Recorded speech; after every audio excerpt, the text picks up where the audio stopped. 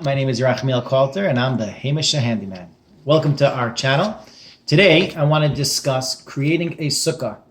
Now, when we talk about creating a sukkah, there are several things that I'm going to be looking at that I feel that my design is superior. So number one is going to be price. The panels that I'm going to be creating today, and I'm going to be showing you how to build, are going to be costing $7 or $7.50 for the frame, and another $5 for the backing, or if you want to get a little fancier backing, it's $10 for the backing or so.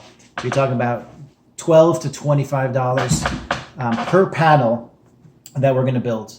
And I think that's important to keep that cost down. Number two is going to be aesthetically pleasing. We want our sukkah to look pretty. We want our sukkah to look nice. I really think very important when looking at various models of sukkahs that I've come across, we want it to be easy to build. That means to build in the first place. And we want it to be easy to put together year after year after year, that your sukkah is not going to take you hours and hours to put together. One other thing which I really look at as important is the versatility of your sukkah. And what I mean by that is, one year you may have an 8-foot by 8-foot sukkah, and you want to decide to expand that sukkah to make it 12 by 8 or 16 by 8. And having that versatility that I can easily move panels that they are able to be in different spots is huge. When I was a kid growing up, I don't know if you had this, you had the number 1, then number 2, number 3, number 4. That each panel has to go in a specific order, one after the next. Personally, in this, I think that's a little bit hard. If I pull out my sukkah boards and number 22 is hiding behind number 13 and it's complicated. And our design that I'm going to show you today, any panel can be replaced by any panel. Additionally, with versatility, what's important is that not all pads, when I say pad, I mean where you're putting your sukkah is going to be the same. So if I have a perfectly level, or if it's slightly off center, being able to assemble my sukkah there or wherever you want it. You move houses, you have, like we said, your boards are in different spots. You'll be able to, with this design, set up your sukkah wherever and still have it looking sharp and easy to put together. I also think it's really important to think about weight. Some sukkahs are very heavy. I love to include my children when I'm building a sukkah. My children are able to pick up a panel starting at age maybe 8 or 9 and really able to help with that sukkah process. This way my back isn't schlepping every one of those sukkah boards and sukkah panels.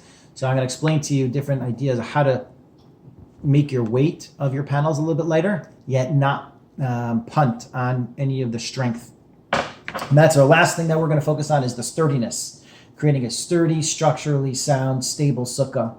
And to do that, we're going to do a few different simple things, which I could show you, simple common sense.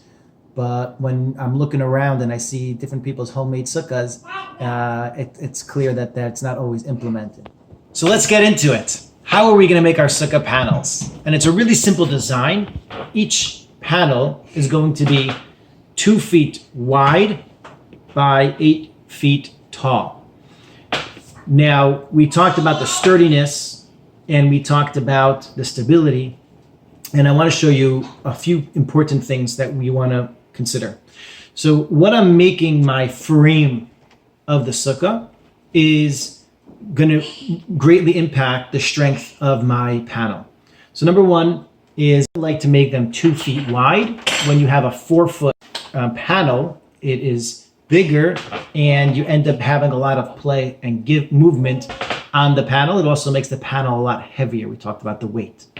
So I like to keep them 2 feet. Additionally, if I have a sloped area, if I have a 4-foot run of a sukkah panel versus a 2-foot run, my 2-foot run is going to be able to be corrected easier if I have a few 2-foot panels as opposed to one long 4-foot panel.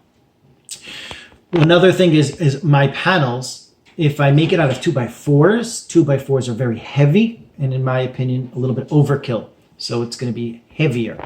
If I did 2x2s, 2x2 is going to be a little too weak and not sturdy enough. So I get 2x3s. I bought today at Home Depot for under $3 a 2x3.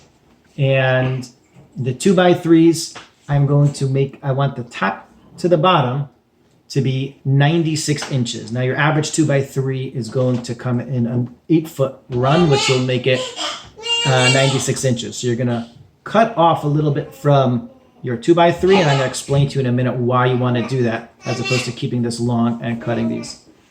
So if I'm putting my schach on my sukkah panel, if I have my 2x3 in the middle over here, all that weight is pushing down on that 2x3, which is going to cause it to crumble and buckle under the weight. That's not going to lead to having a sukkah for a long time. So we want to be able to put our top beam of our sukkah panel on the top, and it's going to be resting on our 2x3. These are 2 feet wide. So if you think about it, every 5 2x3s will give you enough to frame or to build 2 sukkah panels. You have 8 foot, 8 foot, and then you're going to cut one into 4 slices of 2 feet, 2 feet, 2 feet, 2 feet. You're going to, so again, let's just review very quickly. I have a 96-inch, 8-foot 2x3. I'm going to cut off 3 inches, or you could do 2.5 inches or so. Cut that off. I'm going to take another beam that's 2 feet and 2 feet. I am going to screw it, and I'll show you in the video when it comes to actually building it, what that looks like. We're going to screw it from the top down and from the bottom up. And this way you will have a structurally sound frame that is going to be able to bear the weight of the schach, and it's not going to be too heavy to carry and lug around. It's not going to have warp and give as it would if it had a 4-foot panel. And we're going to discuss a little bit more later, and I'll show you how to put that together quickly, easily, and what we're going to use for our back. So stay tuned for episode 2, and we're going to start explaining how to build those panels, and we're going to take it from there. Welcome to the channel. I want you to subscribe, and hopefully we'll be able to bring you more content like this in the future.